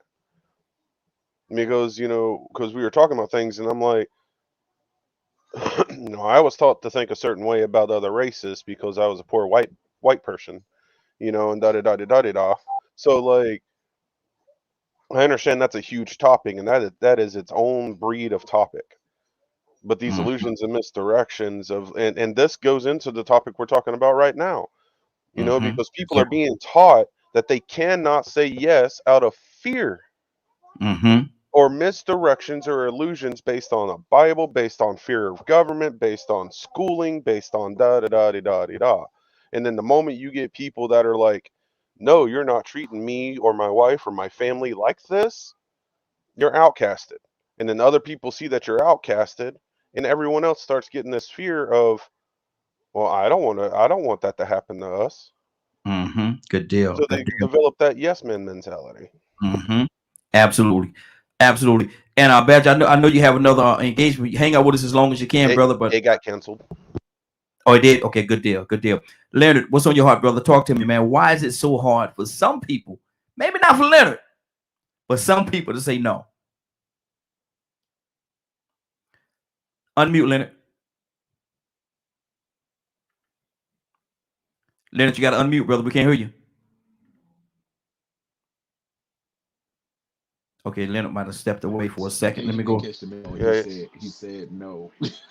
He said no. Okay, that's what it is. Yeah, exactly. Rico, you wanted me to remind you of something. Let me see. I'm trying to pull back up here. Remind me of remind you to bring up Shame. the same. Yeah, The there you shame go. of saying no. Well, the thing is like I said earlier, when you hear yes, you think about the work, you think about agreement and compliance and cooperation. But when you hear no, you think about something negative. Mm-hmm. Yes is always associated with something positive, and no is Mm-hmm. always associated with something negative. So Yeah. when you hear the word no, you're thinking something is wrong. Now, this is what a shame come in at. Man, did you hear about what happened up in Washington yesterday? Yeah. You ain't Mm-hmm. heard nothing about it. Mm-hmm. But some people will say that they heard or they know somebody. Hey, you know so and so? You know, so oh yeah, go ahead. They just ready for you to go ahead and finish telling the story, but they don't know who you talking about. Mm-hmm. But they so anxious to get to the end result that they too ashamed to say, no, I don't know who that is. I don't know what that is. I haven't heard anything about that. So Mm-hmm. that goes back to just the basic concept of when you hear no, you're thinking something negative. And so it has to be understood that sometimes you are supposed to say no. Yeah. Yeah. It's not always negative to say no to somebody. Is it negative for you to say no to your child if your child at 5 years old say, I want an AR-15? Mm-hmm. No, I you ain't want getting. at 13 years old, daddy, buy me some condoms. Mm. Huh? No, I'm not buying. I ain't getting you no hotel room. What you mean? I mean, so sometimes you have to say no. But you see in this day and time that people have been so um, subconsciously programmed to just want to have their way and to agree that you see Mm-hmm. it in children right now. And I've seen two stories, one in Atlanta and then one last week down here in my hometown. 15-year-old boy, 30 or 40 miles away from his home down here buying a gun. Mm. And decide the person he want to buy it from, he gonna rob them with the gun that he supposed to buy. I guess he been watching First 48. You know how Yeah. that goes. Yeah. Yeah. And Mm-hmm. so the little boy got killed. And so you go and look on his Facebook page, man, and you see him. Mm. He got a wave of money coming down his forearm. You know how they do. They either talking to their money or they got a fan. He got Yeah. a fan of money and he got pictures with his guns. And, you know, you look at some of the pictures and you can tell some of this was at 14 or 15 years old. And he got on all the fashion designer clothes, too. He Mm-hmm. got on all the up-to-date clothes. So sooner or later, you know, just reading it between the lines, you find out that you have to see and understand that either he didn't have parents around or his parents emboldened him. Yep. And a Yep. lot of times when you see children doing stuff like that, they didn't hear no a lot. Because Mm-hmm. there is no way possible that my son at 14 or 15-year-old would be having or doing some of these things on social media that they're doing. There's a Mm-hmm. lot of things, but they're not hearing no. Yeah. They're getting PS5s and cell phone. Mama, I want an iPhone 13. Why I ain't give you no iPhone 13? Mm-hmm. I'm mad. How much is it? 1,500. Mm. I don't want them to be mad at me. You better get somebody your social security number if you want something like that. Sometimes it ain't bad to say no. Sometimes you got to say no. Exactly. Hey, back in the day, man, my grandma say, "Look here, you better get somebody your social security number because well, I ain't buying that. You better go out there and get you a job on your own and save your money and get it." But as far as me, ain't gonna happen. Ain't gonna happen. Leonard, let me see. I think we got Leonard back. Leonard, what's on your heart, brother? Why is it so hard for some people to say no? I think because you generally don't want to disappoint people. Mm-hmm. Some people are just like that, and you really don't want to disappoint them. But there are some things that are just for their own good, and when it is in your power to do that good thing, you should do that. Mm-hmm. Mm-hmm. Because, you say, I didn't need nobody to teach me to do wrong. Mm-hmm. I needed folks to teach me to do right. Yeah. So even I'm so to the point where I'm tired of folks blaming things on what they saw, what they thought they saw, or what have you. It is for you to Mm-hmm. be responsible for all your actions. And we need to teach people and teach children as such. Just because you see somebody doing something wrong don't mean you have to do that. I don't care what Exactly. wise tale you heard somebody Mm-hmm. tell you. You ain't no alcoholic because your daddy no alcoholic. You are Mm-hmm. alcoholic because you started drinking. Exactly. That's why you are Exactly. alcoholic, not because your daddy alcoholic. Just because Mm-hmm. there were many examples in the Bible where kings were called and their children. Sometimes they followed the word of God, sometimes they did not. But it was their judgment that they're Mm-hmm. responsible for. It is what they did. God continually gave them a chance simply because they were anointed, Come on. Come but on. they still chose not to follow the Lord. So what Mm-hmm. we have to teach our children do is regardless of your shortcoming. Remember when a parent used to would teach a child to do right despite what they were doing? Mm-hmm. You know it's wrong. We don't ever want our children to believe that they're not responsible for the Mm-hmm. Exactly. choices that they make.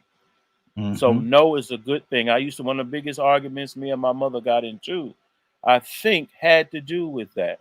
And it was after I was an adult, of course. But my mother Mm-hmm. never told me no. She told me, if you're going to do something, you be man enough to face the consequences. Mm-hmm. Because you got to do right whether I'm around or not. Exactly. Come And I on. would Talk rather to teach you the difference between right and wrong and allow you to choose than make me. the decision for you. Mm-hmm. That's good. That's good. Carlos, talk to me, brother. Yeah, some people will say no just for the sake of saying no, Mm-hmm. and I think that that's not right. And in the same sense with the yes thing, but I think with the one of the reasons that we're so quick to say yes, because really what you're saying, why do we say yes all the time? Is I think it has to do with boundaries, that there are broken boundaries in our lives, and it's hard for us to distinguish or differentiate myself from someone else. So then, if someone else wants me to do something, and I'm my goal is to please people. And by the way, I want to just say, Sister Monique, I just want to say how much I appreciate you being so vulnerable and open. Mm-hmm. Yeah, absolutely. Talk about yourself. That was just, beautiful thing. Okay, I want to say Mm-hmm. that. All right, and Badger, same for you, bro. Okay, I just want to throw that out there right now. But I think so. So boundaries are broken, and then I don't know me from you, and so I do what you want to do because I get accepted. And if you think about the culture that we're in today, that kind of like herd mentality that we are Mm-hmm. today. So a lot of people do things, yes, because there's that herd mentality. That's what I should do. That's what they Mm-hmm. want me to do. That's what I Mm-hmm. will get accepted to do. Come on. And Yeah. so, Yeah. and so because Yeah. my boundary, I don't have the boundary that I should have, that self control. Then I can't. Then I let them control and dictate what I should do. You know, and and some of us have those issues in our lives. If we had no boundaries coming up as young kids, as children, as um, when we could pretty much do whatever we wanted to do, you know, Mm-hmm. then there are no boundaries. Yeah. Yeah. And so it's easy then to if somebody wants to do this, okay, yeah, fine, okay, sure, whatever. It's almost like a whatever mentality kind of thing, Mm-hmm. that Mm-hmm. that that is so it's very prevalent in our lives, in our day. Yeah. It's not foreign to us, Mm-hmm. and it's easy to move that way. Wow. That's good. That's good. And as parents, we have to those boundaries that you're talking about. We have to set those boundaries, and we have to do it early. We have to do it early on in their life, man. We can't wait till they 13, 14, 15 years old, and now all of a sudden now we want to set these boundaries. Hold on, man. They've been living a certain way all these years. And now here you come talking about no, they don't understand that, man. They don't understand that. Don W, talk to me, brother. Oh man, um, we've had like the way you set up these squares, right? Like with the To God be the arrogant, glory, I'm brother. gonna take the arrogant Hmm. person. Like, yeah, nicely done, Hmm. nicely done. Hmm. But I think everybody else is just doing a phenomenal job talking about these squares. I'm gonna have to go to Pastor Brown's church. Like, I think that's gonna be on my to-do list. But Hmm. but yeah, man, like life is a journey for sure. So there are times in life where you get to a certain level of feeling yourself. And like Hmm. older folks in my community, they would say like, "Oh, you starting to smell your must." Like, I don't know Hmm. if y'all ever heard that term before, Yes, sir. but when you're coming of age and you start checking your parents, then it creates a really interesting dynamic. It creates a really interesting living in this situation because another saying is two grown folks can't live. Too many grown folks can't live in the same household. Mm-hmm. Um, I think I was at the coming to age area. My father was like, "Done, don't do this." We were in a country area. It's big on agriculture. One of the things was if you wanted to get some money in the summer, you would go and pick up pecans and you put them in a Mm-hmm. big old Kroger sack, take them to the and sell them, right? Mm-hmm. And if you only had one tree in your yard, you're not gonna make that much money. So we was going out to like backyards. We had farms near us, and my dad was Mm-hmm. telling me, "Don't go. Like he's supposed to." So me, I'm like, man, forget this. Somebody go get this money. And so I go to one of my friends' house, and they were like, "Hey, you gonna come with us?" And he was like, "Nah, I ain't coming." And I was like, "All right, man, forget you did." So we go and pick up like two big old Kroger sets. We like, all right, we about to be good. We pull up, get to the main street, probably a block away from the spot to sell the pecans, and cop stops right in front of Mm-hmm. us and was like, "So what y'all doing?" So man, it was a whole embarrassing situation. But that's I love my late father for that. He put forth that kind of thinking, like just like you were saying, like it doesn't really tell you no all the time or yes all the time. You have to experience it. And Mm-hmm. some things just cannot be taught by Yeah, osmosis. You can grow up in the exactly. house and you have all these parameters when you're young, and it's really good to have those things in place. But self accountability is something that you have to experience for yourself. And until Exactly. you start taking that accountability, that's when you're going to learn to start saying no or Mm-hmm. yes, and learn to identify the scenarios that will benefit you and that will harm you. You take that Mm-hmm. type A from the first square, the arrogance person, and you're up against him. A lot of people in life have the power of persuasion. They're good debaters, they're good argumenters. They can persuade you. They can suggest certain things. They can Mm-hmm. use their sexuality, their just natural flair, reputation, or whatever, and Mm-hmm. influence you to be in a situation where you have to make a decision. And if you are timid or shy, or you don't want to lose a friend or something like that, you're overvaluing what people may think or whatever, you may get coerced into saying yes. And that's Exactly. just a sad fact of life. That Mm-hmm. we really that's a really good topic. Like Monique was speaking on earlier, like that's something that young girls should definitely be aware of. Those type of situations are disheartening when women are approached by older men who can persuade and influence Mm-hmm. and use that leverage because they know that certain girls that come from certain backgrounds don't Mm-hmm. have that social skill, that Yep. ability to be like, I understand what's going on right now. I don't care. I value myself. I'm gonna say no. But there's some people who get put in a situation where they're away from home. They can't, they don't have any way to get home, no money, no cell phone, and they're with this strange guy that they met on an outing or whatever. And at that point, so stuff like that happens all the time in America. So Mm-hmm. we definitely want to highlight a square like that, address the problem, but I think it comes from everybody collaborative points that we've all made. Man, that could be a whole show. That could Yes, sir. that really should be a coaching seminar for real, for real. Mm-hmm. So I look forward Exactly. to y'all like being panelists on the live event for that. But yeah, thanks, man. Like that's great information, guys. Great information. Praise God. To God be the glory, brother. To God be the glory. Let me give the phone number, man, because I definitely want you all to call in, be a part of the conversation. 508 3521. 508-924-3521. Give us a call. We definitely love to have your input. Pastor, talk to me, Pastor. What's on your heart right now? We got a lot going on with this no situation. Oh, goodness.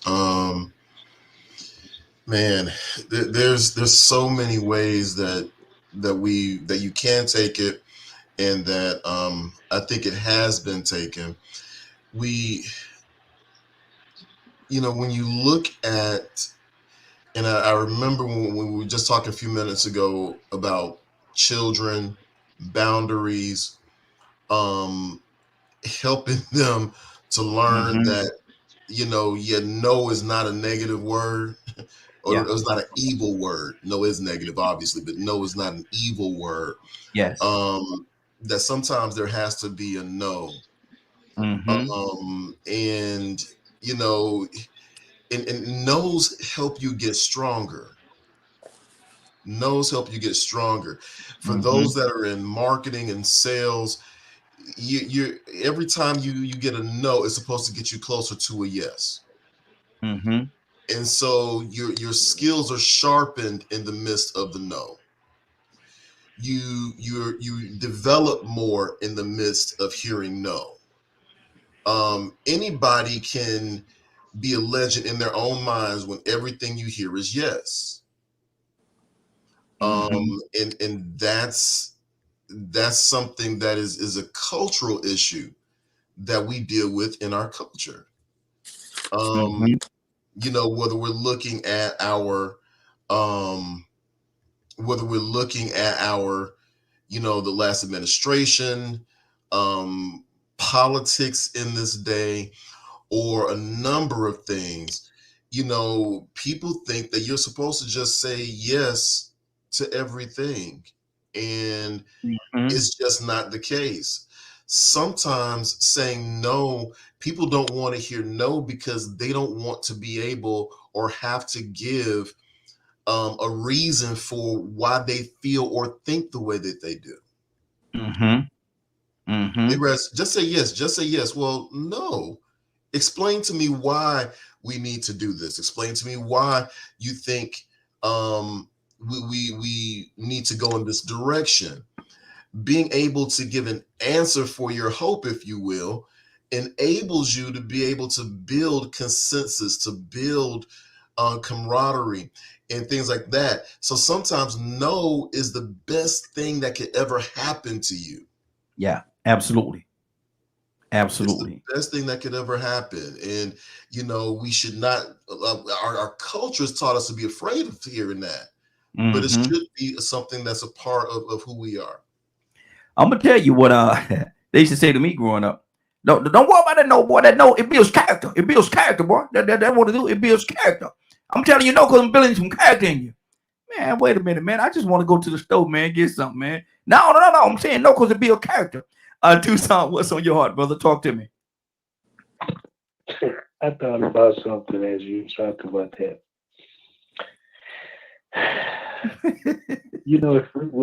If old Adam would have just said no, come on, we wouldn't have been in this predicament. Yeah, no. I'm just saying. Joseph would have just no. It was Esau. That if he would have just told Jacob no, he would have lost his birthright. But see, we get ourselves in a predicament and the will to want to compromise, and it comes out just as quick as it possibly can. Yeah. Because I thought about it, we really self-destructive. Absolutely. Yeah, I mean, really. Just by not saying, or just saying no. No, you. And I don't want to go into here, but look at our society. We're willing to say yes to whatever. My little boy comes to me. He's not my little boy, but just use this for example. Boy or girl comes to me. He's 6, and he wants to wear a dress. I'm just saying. Society says yes. Oh yeah. You want to change your sex? Sure. Go for it. We're self-destructive. Yeah. We're heading in the direction where you can't afford to pay your light bill, but your son and your daughter got Nike tennis shoes on. Yes, sure. Play the game. You don't have to go outside and play and exercise Don't worry about you're overweight. Mm. Don't motor yard. I'll motor yard for you. Mm. I know I told you to motor yard, but you're moving too slow, so I'll just do it. Mm. Wow. We ushering ourselves into a state of how did we get here? Mm-hmm. I think I mean, look at us. Mm-hmm. Exactly. I think I'm frozen on the screen here, so I'm gonna have to refresh for a second. I think I'm frozen. I've been stuck in that Go second. ahead and knock yourself out. So let me Say yes. exactly. I'm gonna go to our VP while I'm unfreezing my screen. VP, what's on your heart, brother? Listening and taking in everybody and what they're saying.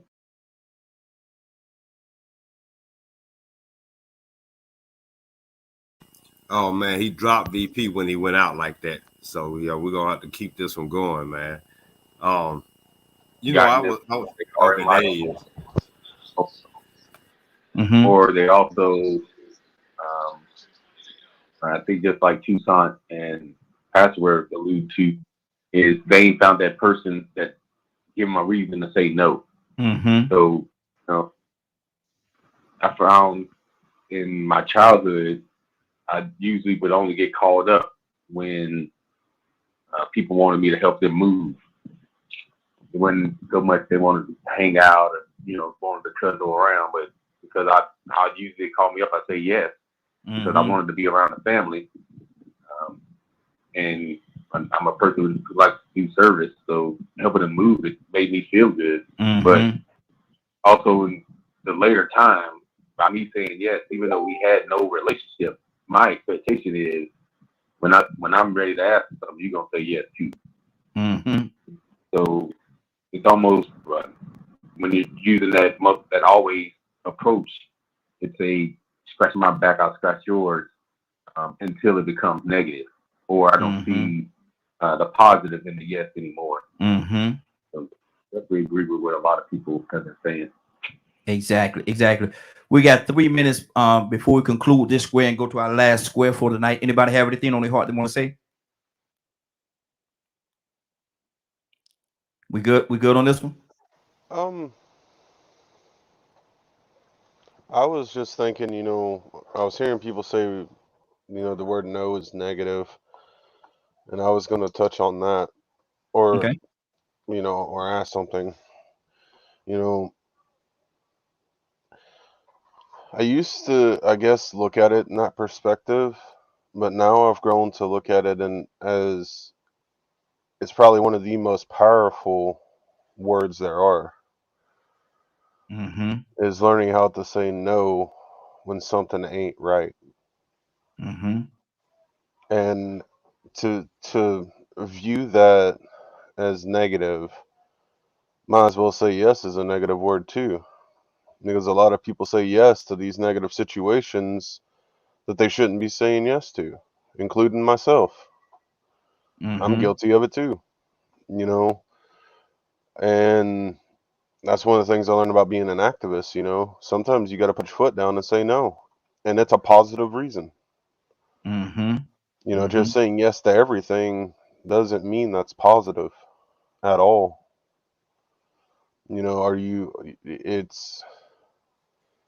It it goes back to what I was saying earlier about illusions and misdirections. If you're taught to be a yes man, then that's all you know. Of course, you're going to think no is a negative connotation or a negative word usage. But if you're taught that not only do you matter, but your choices affect all of those that are around you, so you saying yes or no isn't just affecting you yourself; it's also affecting anyone that's around you. Absolutely. That's good. That's good. Okay, we at 29, so we're going to go ahead on and jump into this last square for today. We actually are we're covering 3 squares, so we did good tonight, gentlemen. We did good. Let me go to Don W, and I'm gonna ask you this last question for this evening. Life has a way sometimes of dealing hands that are unfavorable to us. Sometimes things happen in our lives, man, that are very hurtful and leave us in a place of pain. And sometimes people if something happened to you at 12 years old, you could find yourself at 56, 57, 58, whatever it is, still hurting from what happened to you when you was at 12. You carried it that long. So my last square is this right here. How do you fix that broken place in your life? How do you fix that broken place in your life? Oh man, I thought you was going a different direction with that question. Mm-hmm. But you got some good questions tonight, man. And you know what I'm gonna say, brother? To God be the glory. Yes, sir. Whew. So, um, weird thing is like my life is very funny. It the beginning of my life wasn't so dark. It was Mm-hmm. very golden and glowy, and um, there probably was some things that I wasn't necessarily attached to that happened. But for the most part, it was good.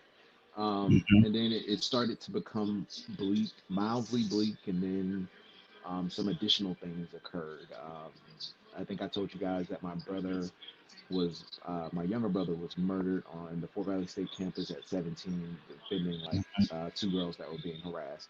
So like that occurred probably 6 years ago, you know. So Mm-hmm. I would say later in life, in your adulthood, that is something that that's around the age we start losing our parents. That's the age where reality sits in. Those things are very difficult to get through. Mm-hmm. So, when you're younger, you're like, oh man, the pains and pressure of being a teenager and peer pressure and trying to get the girl and so I would say, for darker moments where you've ran into a situation where it's really got you down. um Mm-hmm. the worst thing that you can do is point the finger at everybody else and blame everybody else, Mm-hmm. and Mm-hmm. not necessarily look at it as you know an opportunity to heal and learn and develop yourself to be a stronger person. If you look at a situation negatively, then it becomes negative. If you look at a situation in an optimistic way, like if your father's an alcoholic, you're like, well, shoot, I'm gonna drink, then I'm gonna become this. If your family members and cousins are game bangers, then that's probably what you're gonna become. If you become a subject to your environment or a product of your environment instead of a result of your environment, then it's gonna be Mm-hmm. something that you're gonna have to deal with. Wow. And I would say that if I was born a block down, my life would be 10 times worse. I would Mm-hmm. probably be in the gang. I would have been a baby daddy at the age of 13. I would have been in fights. Like it was literally fate that put me where I grew up, and I don't know, some divine intervention that put me where I was, to where somehow, like it was it was like, how they say the eye, to get in heaven is like the eye of the needle or whatever. It Mm-hmm. was Mm-hmm. like that was the size of, like, between the projects and rival gang members, there was this little bit of like heaven in my community where it was like peaceful, and that block had respect, and there was no, it was like, hey, we don't have beef with nobody. so Yeah. Yeah. um Mm-hmm. so I was fortunate, but there were those who were less fortunate, but I still had my obstacles, and I persevered through those. Um, you kind of have to get a mentor, groups like this, build yourself, cultivate positive thinking, and push through it. Mm-hmm. It's gonna suck, but you just gotta push through it. Yeah. You don't want to become a victim of something that happened to you. Yeah, it's bad. You lick your wounds, but you got to be able to get yourself up, because if you allow it, it will beat you down and keep you down. And before you know it, the hole is too deep to get out Mm-hmm. of. Wow. That's good. Yeah, That's good. there's so much more on Rico, that, man. But I'm gonna let y'all do y'all thing. okay. Rico, talk to me, brother. What do you say to that, man? How do you fix that broken place in your life? How do you fix it? Well, there are several ways to do that. You know, depending on what the trauma was, you might be able to address the person that committed it. Mm-hmm. Get some kind of solace in them apologizing or repenting. Um, if they're not able to apologize, or maybe it's one of those situations where they say, well, you know what, you ought to just grow up. Or maybe you don't realize till later Mm. on in life that this turns you into a person that you probably wouldn't have been had it not been for this. And so you don't Mm-hmm. realize you're behaving in a certain manner, you know, and so later on you realize, well, okay, this negative behavior that I'm doing, and the way that I'm acting, this attitude that I got, I see where it came from, this dysfunctional behavior. I Mm-hmm. picked this up from that person. Yeah. And so what you do is when you identify, you know, you become an advocate. You know, if cause see, sometimes you can address it personally, but still in the process of repairing yourself, um, there's some repair and saving somebody else from going through the same thing. Mm-hmm. You see, and so that can be personally, your personal intervention, or just your story. You Mm-hmm. making people aware of behavior that happened in your past that impacts you today. You know, you hear a lot of women say, um, prostitutes and women that go into that type of atmosphere, that work, promiscuous women, they'll tell you, well, I realize now it was like that because I didn't care about myself. Mm. Why didn't you care about yourself? Because certain people was doing things to them and they broke them a long time ago that made them feel like they were worthless. So, Mm-hmm. you know, it's hard for us to actually comprehend that thought process, but, you know, you have to hear it from one of them to understand that they became broken. And it Mm. may have taken them a long time to understand, okay, all this stripping I've been doing, all this promiscuous sex I've been doing, all this prostituting and all these children, all this was this dysfunctional behavior because of my brother, Yeah. because Wow. of my cousin. And so now what you do to prevent somebody else from living that wild lifestyle that they supporting and that they're praising, they might start rapping about it. And they might Mm-hmm. start making good money off of it, but they still need somebody to come back and tell them, girl, you hurt, you traumatized. Mm-hmm. Mm-hmm. They need that man needs somebody to tell them, look, man, you traumatized. You need to quit promoting this stuff. The reason why Yeah. you have embraced this because you have given up. And with Mm. you giving up the way that you did, now you have conformed. Mm-hmm. So Yep. you know that has to be a good understanding on that. Good deal. Toussaint, talk to me, brother. How do you fix that broken place in your life? Time. When you said that, man, that struck a nerve with Mm. me Wow.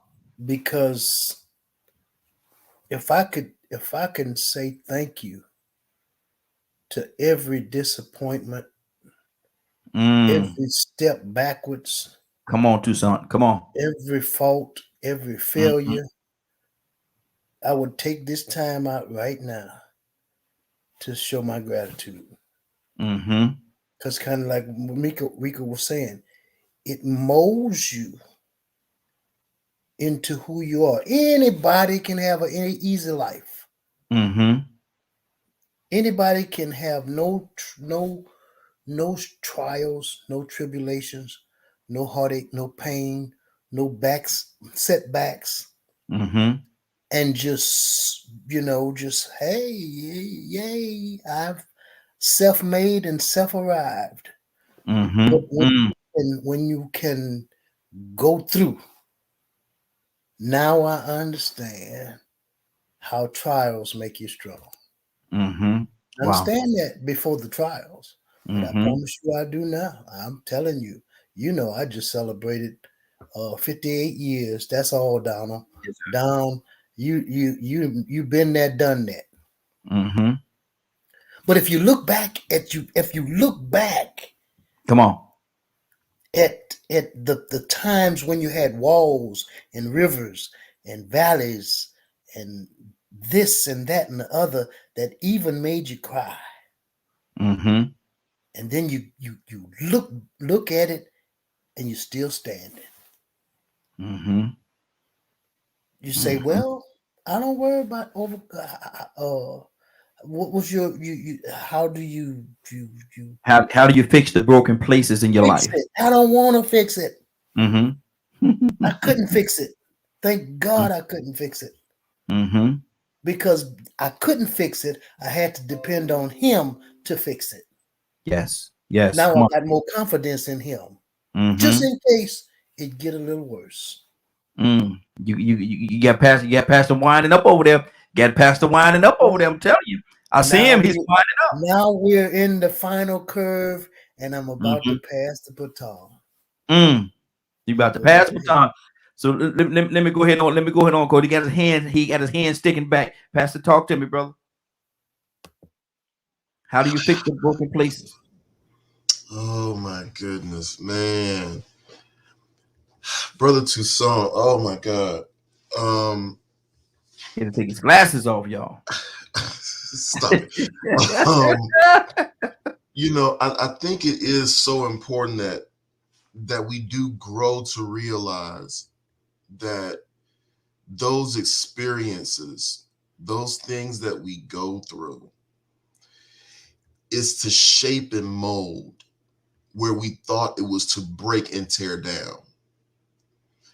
And coming to a place, and I'm going to take a turn here, because in our culture, we don't really deal with the effect of this. We deal with the consequences.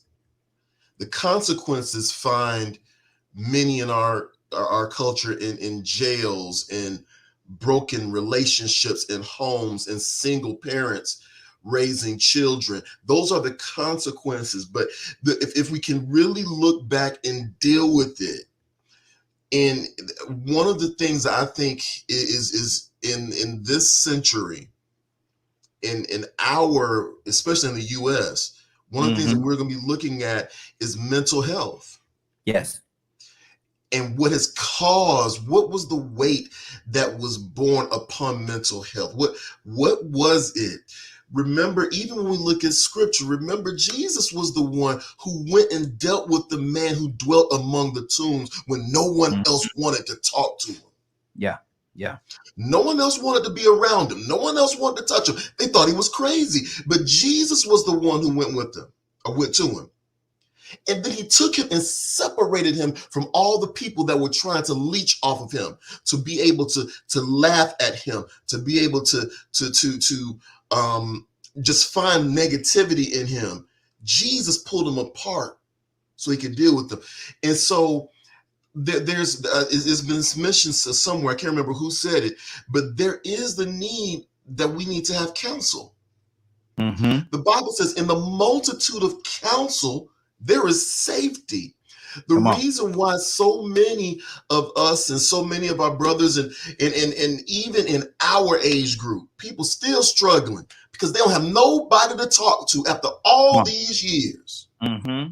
No one that they can go to and talk about the pain that they experienced when they were 14 and 15 years old, and how people talked about them and how people dogged their parents and how their parents may have abused them or whatever it was that they went through. And they've been carrying it for 10 years, 20 years, 30 years. Yeah. And you're wondering why they have broken relationships. You wonder why they're hurting, because they have no place to be able to talk to, so somebody can give them a safe harbor.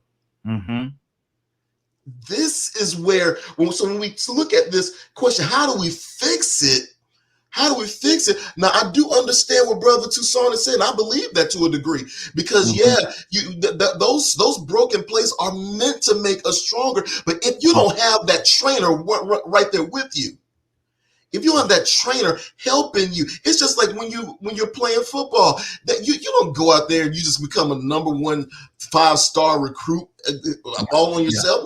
No, these days, no. You sitting there, you done AAU, you done track, you got a running coach, you got a lifting coach, you got a breathing coach. Why would we not in other areas of our lives need coaches to help us get through these situations so we become stronger and be better? Wow, that's good. That's good. That's good. That's good. That's good. VP, talk to me, brother. How do you get past those those broken places in your life?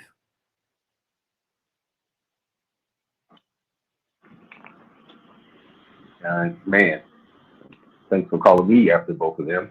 The Yes, sir. You got it. Come on. I would say I had a conversation earlier today with my wife, and honestly, we going through some things, but it's being repaired. And while we were praying, she said something that illuminated everything that I would say fits exactly into this topic. She was praying, and she was really in it. She's like, I don't understand you. I just don't understand how so many people watched you on the cross die and then Mm-hmm. turned away, but Mm-hmm. there were so few who realized that you got up again. So even through death, there's always a reawakening. So for me, when it comes to understanding of getting over these things that fractured you in life, you have to have something that's going to help you. Words of affirmation. I'm a head, not the tail. Mm-hmm. Um, Mm-hmm. I Come on. survived yesterday. I can't go back to who I was yesterday, um, because I'm a whole new creature today. You have to, even though it's hard, and Tucson hit it nicely. You can give yourself these words of affirmation, but if you don't give yourself time to heal, then it won't work. Mm-hmm. And we were studying and came across the parable of the farmer and the planter. And, he was in there and he was coming to get some figs. And when he got there, the trees were barren and he asked the guy to get rid of it. And he said, no, if you give me a year, let me fertilize it and take care of it. And in the year, if it doesn't have anything, then we'll get rid of it. Mm-hmm.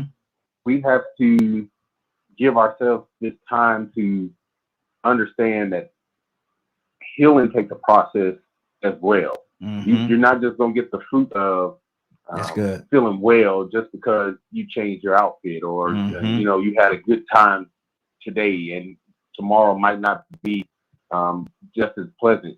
You have to understand the seasons that you're in your life, and take that mirror approach that I am fractured and I may be broken, but I'm not discouraged. Mm-hmm. You have to give yourself a new word. You have to give yourself something that to hold on to. Pastor very well put it. You have to have a coach. You have to have somebody that you can go to. That's going to be, Mm-hmm. if you can't fix something you're holding on to yourself. Yeah. Yeah. Like you can't go to the doctor and say I'm sick and then and they ask you what's wrong and you just keep your mouth shut. Mm-hmm. You have to let people know that you're hurt. You have to let people know that you're fractured. You have to let them know there's a pain, because regardless if you believe it or not, it's somebody else in this world that's gone through or have gone through similar circumstances that you have, and probably have overcome it, Mm-hmm. and are looking to help you overcome that same turmoil you're in right now. Exactly. Wow. That's good. That's good. Badger, how do you fix those broken places in your life? Oh man, I was just waiting. Mm-hmm. I see you smiling, Pastor. Come on. Oh, sorry. Mm-hmm. Um, Kiddo just ran into me. I was like, ow. Mm-hmm. Um, one of the things I learned is something called introspection. Because with what they were hitting on earlier, not everyone gets that help growing up. Yeah. And I was one of those. There were people that were trying to help me. My grandma did the best she could with what she knew of the situation. But I grew up, and I'm still learning, you know, how to even tell someone I'm in pain. You Mm-hmm. know, um, or I know some people hear me say that I'm autistic. I deal with autism, and some people are like, "Well, don't use it as a crutch. Don't do this. Don't do that." And I'm like, never said I was. Mm-hmm. To me, it's just, it's a label that explains some of the struggles that I deal with. To me, that's what most labels are. PTSD is a label that explains struggles when dealing with certain types of situations. All words are labels. So dealing with the struggles of trauma and bad homes and things is a mindset. How, and a lot of people say, well, nobody can control me. Well, guess what the truth of what you speak is? If you are reacting to anything, they're controlling you. Mm-hmm.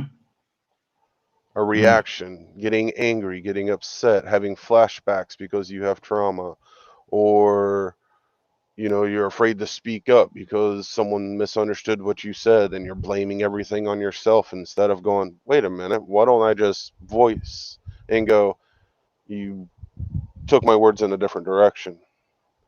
Mm-hmm. It's not an easy road. And I know a lot of people that just give up and they want to put blame on everybody else. I even heard someone use the whole thing of, why should I have to work on myself? It's my mom's fault. Mm. And I'm like, you're in your 20s. At the time they were in their 20s, and I'm going, do you realize what you just said?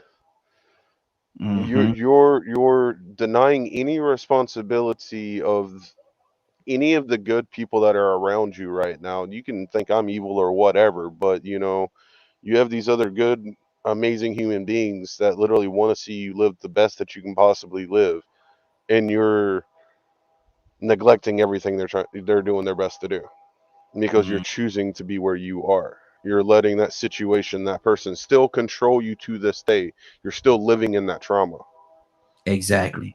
Wow. So I, so my viewpoint on a lot of things is I finally, got to an age of, do I want to be a servant for a creator and do my best to live right at all times? Or do I want to be someone that's controlled by other things? Mm-hmm. Wow. That's good. That's good.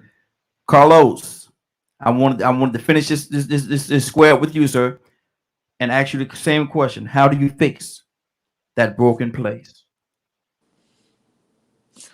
Well, I really appreciated what people have been saying. I really have, Mm-hmm. because I want to just throw this out there. This, what we're doing right here, is part of what needs to be done to help some of those places to be fixed. Right there. What we're doing right now, you know, Wow. Mm-hmm. sharing, feeling, those kinds of things. I think we start off with acknowledging that something's wrong with us, something's out of kilter, Mm-hmm. and a lot of times that's why people can't get there. They don't want to get there, Mm-hmm. especially, those of us who have a poor self-image. If you have a poor self-image, and that's kind of very prevalent among, and I'm just be real, among many Black folks and many minorities, because of the society. So we have a negative self-image, and so we can't acknowledge that something's wrong with us. We really don't want anything to be wrong with us, but you have to acknowledge whatever happened to us, whatever is wrong with us, and then we got to find some help. And I just so appreciate Pastor Brown and his impassioned way of explaining and undergirding that. It was so powerful what he was saying. But y'all, we need to get some help. Yes, sir. And I tell you, here is a very, and this kind of thing we can't talk, ethereally about. I mean, like a big cloud. This is real. You Mm-hmm. need to get a book. Go to a bookstore. Go to a online bookstore on whatever is ailing you. That's one practical thing a person can start off doing. Doing that, just admitting that this happened to me and it was bad. Get a therapist, get that help. Like he said, he just so profoundly said about we need a coach for everything, breathing, and we need a coach. We can't do. I think I lose. Keep talking. We can't see you, but we can hear you. Keep talking, brother. We can't see you, but we can hear you. Keep it going, brother. Okay, great. So so we need to get some help. We need to get a coach, somebody to talk to, so that we can go through this. And it's not going to be overnight. And whoever we get to talk to, don't let that be a peer that's in the same situation we in. Don't go to nobody who just like, one of the boys, unless one of the boys is vulnerable and got some way to show you. But if he gets somebody who's professional, our problem as Black men, a lot of times, and minorities in general, I think a lot of times we don't want to go get help. If we got a toothache, we go to the dentist. Eye ache, we go to the eye doctor. But when this, then we want to go get some liquor. Liquor ain't gonna help that thing, okay? Exactly. Or some sex, that ain't gonna help this, okay? We need to go and get some help.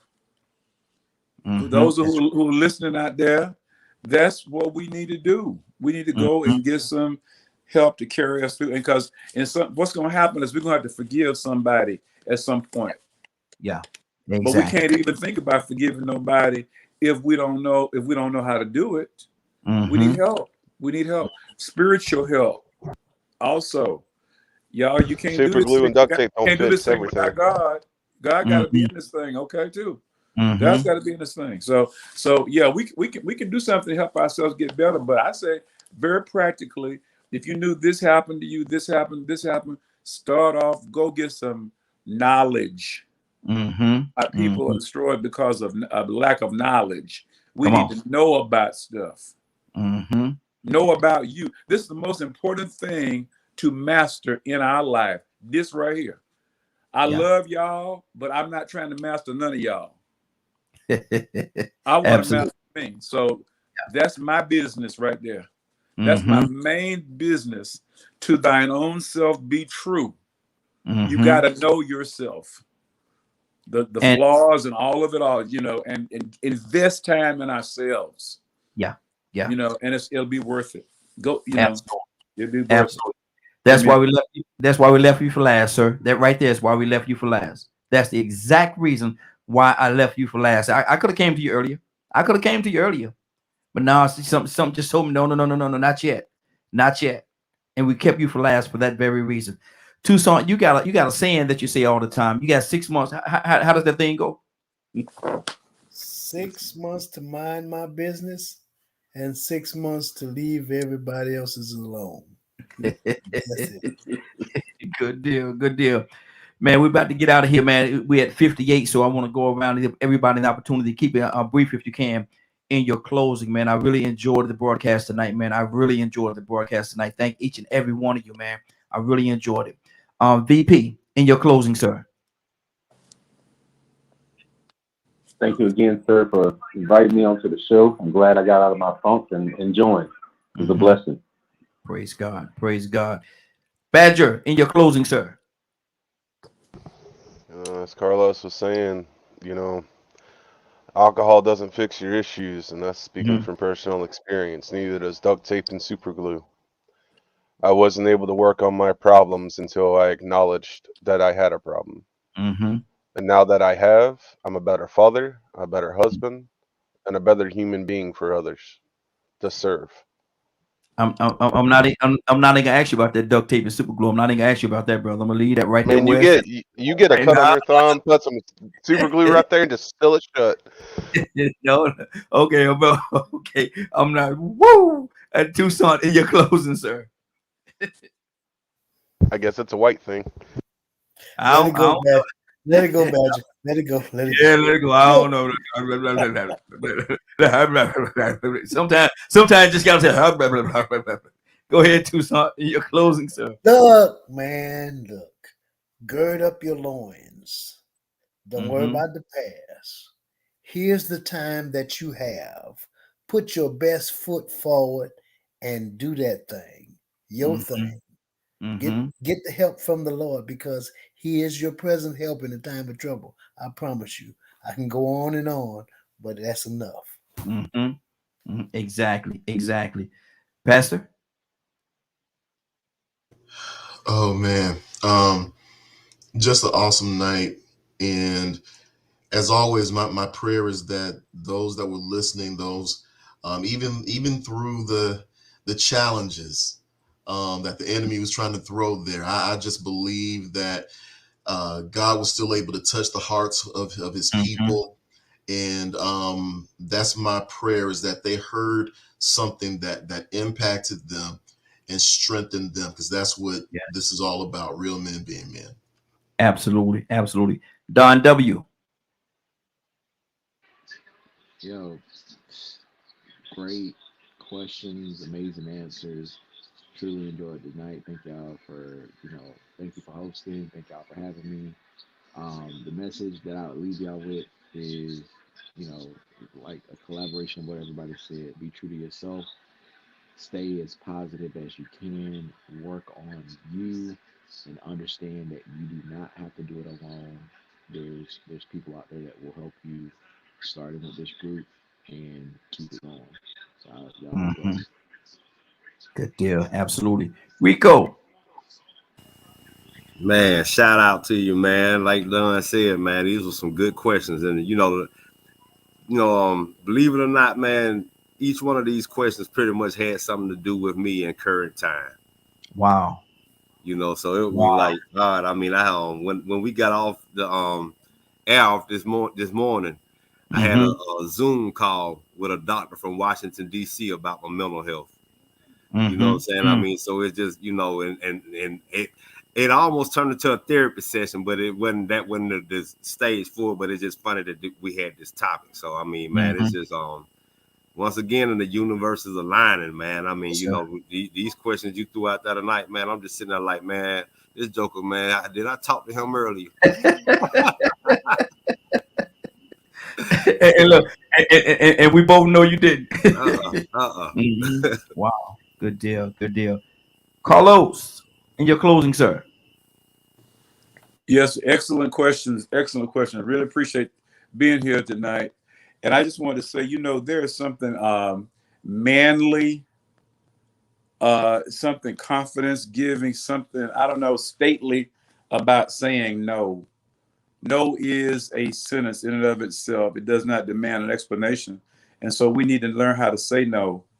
And we need to learn how to say yes to ourselves so we can be better people. And I just thank God for the opportunity of always being with you guys. Amen. It's an honor to have you, elder. I call you the elder, brother. I say it all the time. You the elder. Rico, we got a show that we do on Wednesdays, man. I want to invite everybody to join. We do the morning glow every day, Monday through Friday, but on Wednesday is a special day. What's it called, Rico? Well, we call it Wild Out Wednesday, but it looked like Donald tried to get started a little early in that box, talking about some bears that like to get tied up, man. You saw that, huh? I used to until I learned to say no, man. Oh man, I cracked up when I looked over there and saw that. I was like, man, he I turned saw into Wild Tuesday night, ain't it, man? It's some S&M up in this thing, man. Hold on, Rico. Hold on. We can't forget. He's got to know something about that because he's got that Spider-Man costume. Yeah, man. Donald been going through something this week, man. Donald been going through something this week. You know better to start with me, Donald. I'll get you back. Exactly. Look, he can't control himself over there. Oh man. So we started a little early, man. It's normally Wild Wednesday, but we're gonna do it a pre-Wednesday night party. Exactly. So if you all are busy, if y'all are not busy, I'm sorry. If you're not busy, man, join us every day from 7 o'clock until 10 o'clock a.m. Eastern Standard Time, right here on DKMD Group for the Morning Glow. But definitely come and join us tomorrow, man. We just have a good time, man. We just have a good time. We enjoy each other. I want to go to our Carlos, and if he would do the honors for us, pray us out, sir. Blessed by our Father, we want to thank you, Lord, for this opportunity. We thank you for life. We thank you for just how you have brought us all here tonight. We thank you for the questions. We thank you for those listening. We thank you for what we've learned and what we've shared. And we just thank you for hope of being better, doing better, living better, and touching other people. We just bless you and thank you for the leader here. Continue to bless Raheem and all he does. We just thank you for him. And we just pray for all the listeners in Jesus' name. Amen. Amen. Amen. And somebody asked if anybody want to address this real quickly, man. Crazy Panda, on one of the apps on Bigo, he or she, I don't know whether it's male or female, said, "What do you think about the booster shot?" Anybody want to address that real quickly? Nobody don't want to I talk don't about that. think I don't think I should. I've researched too Okay. much.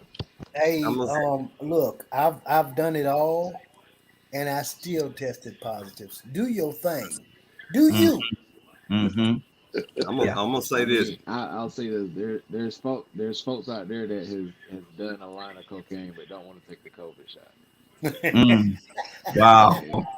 Like, I'm like, gonna say this I right here. mean, come on, Whether man. you taking it or not, give yourself a booster and get out in that sun as much as possible. Yeah. Yes, Yeah. sir. Give yourself a booster Yeah, and put the mask on. Exactly. See, I think this is way out Wednesday already, Rico. I think we already I hitting it. We getting ready for it. We getting ready. if I may, Look, I'll I'm gonna just get say some you rope don't. for Bad Badger. Hey, I don't even What know. did you say, Okay, Donald? Don hey, completely caught me off guard. Oh my nah, God. nah, Exactly. nah. Hey, Don, go ahead, brother. Like Go. Oh, no.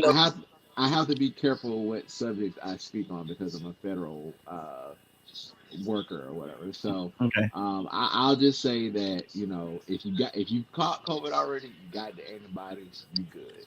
So Mm-hmm. no booster needed, but it doesn't necessarily protect you from it. Just lessen the blow. So Mm-hmm. that's all I'll say about it. But yeah, I know it caught y'all off guard about that Yeah. first one. No, Exactly. it just you be on social media, you see all these memes, and it'd be like, yo, like y'all done did all X, Y, and Z, and y'all. Mm-hmm. But you know, I And was they eating impartial, but groceries and they it eating was groceries and everything, trying to get E. coli. Yeah. Exactly. right. Eating Like groceries. You know, really? I think everybody know what they mean by groceries, but they just come on now. I ain't ate no groceries. I don't play that. No, better. And on that note, on Bye. that note, Yeah. Bye. Hey, on that Bye. note, we can't have that after closing look at prayer. look on that note. We don't pray to the Lord. On Hey, that note, Don, thank you need Hey, to you. cut pray that again, part out. Don. Cut Pray that part again. out right here. Exactly.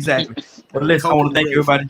Somebody said so. Let's see what they said here. Or somebody laughing out loud over there. But man, I want to thank you, each and every one of y'all, man. This has been a great broadcast tonight, man. It's all because of y'all and what y'all bring to the table. So I definitely want to let y'all know I really appreciate you, man, and I hope everybody that's listening appreciates you all just as much as I do. Oh Lord, Rico, Ah, We ah, tainted that prayer, Elder man. Brown said we need a booster prayer. Hey, right. Hey, yo, Don't give us a let's do a booster redo prayer. on that prayer. It didn't work. We still called it. just anyway, just look, took the anointing right off this session. exactly. I want to thank you all for listening. It is now 10:08. I got to get out of here because I got to be right back up here in the morning and looking forward to Yeah. doing it. So it is now 10:08. I want to thank everybody for joining us. And more than that, I want to thank you for allowing DK, your media group, and associates, and real men being men to be a part of your evening. Boy, y'all are acting up tonight. It is 10:09. You're about to exit real men being men. But before you go, I want you to do me two favors, if you will. One, I want you to continue to pray for us because we're certainly praying for each and every one of you. Number two, why this is real simple. I want you to go out there, find somebody, and give them a hug because you never know. It could be the only hug that they get, or it could very well be their last. Love you, and ain't nothing you can do about it. Now, we shine some of this light on you from real men being men. Take it out there into this wicked and cruel world that we live in, and let your light so shine. If you get an opportunity, give somebody some love.